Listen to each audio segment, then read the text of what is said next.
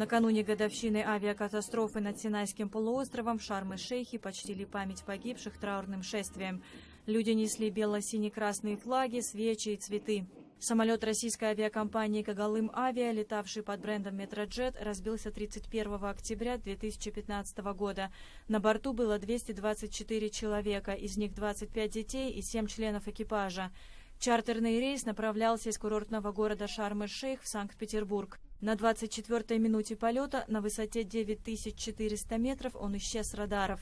Обломки авиалайнера разбросало в пустыне на площади в 40 квадратных километров.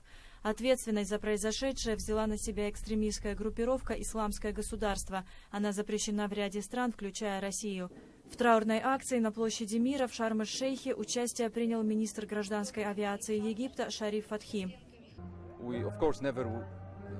Мы, конечно же, не хотим, чтобы подобное повторилось где-либо в мире. И хотим заверить, наша страна всегда будет поддерживать мир и сделать для этого все возможное. После катастрофы Россия приостановила авиасообщение с Египтом. Прямых рейсов спустя год после трагедии по-прежнему нет.